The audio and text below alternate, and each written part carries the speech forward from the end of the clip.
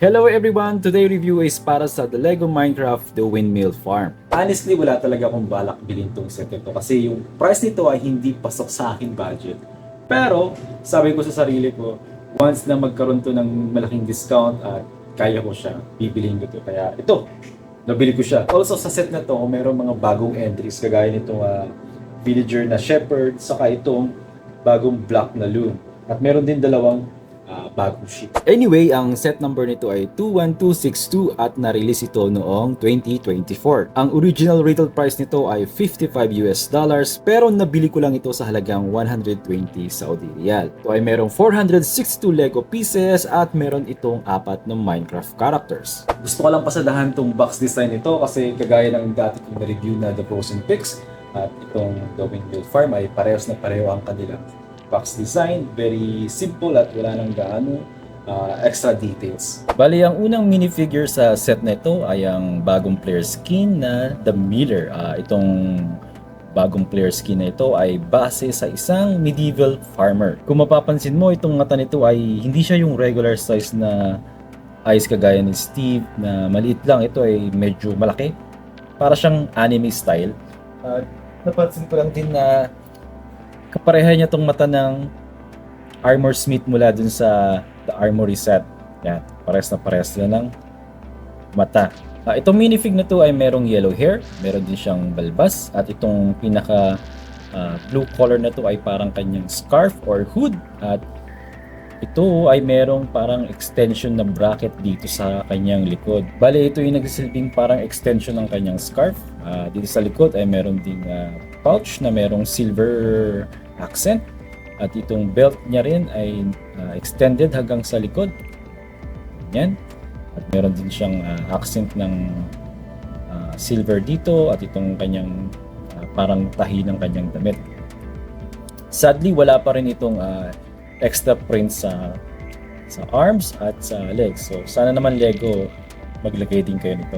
Meron ding mga ilang accessories dito sa set na ito, kagaya nitong cake, at meron din ditong bread, meron din ditong iron hoe, meron din ditong isang malaking egg, meron din ditong bucket of milk. Ito, yan ay bucket of milk.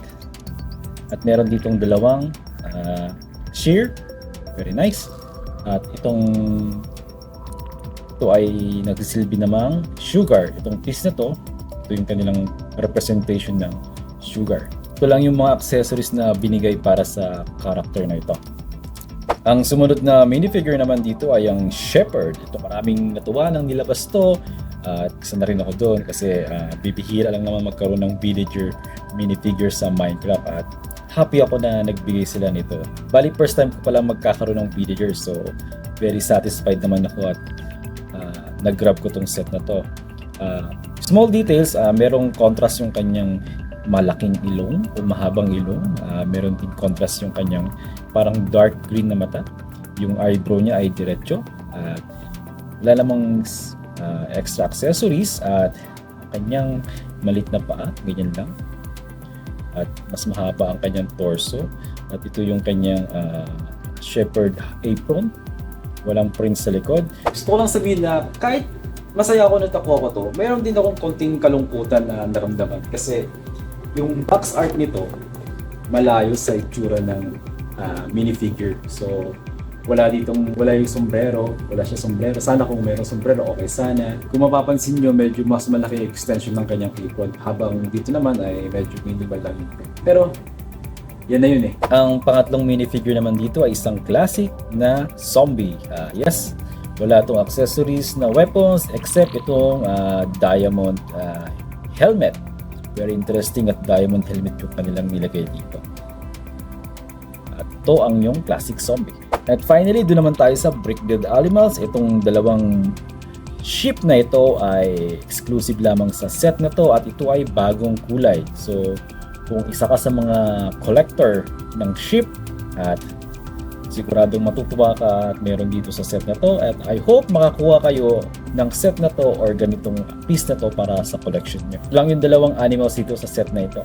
Dalawang ship.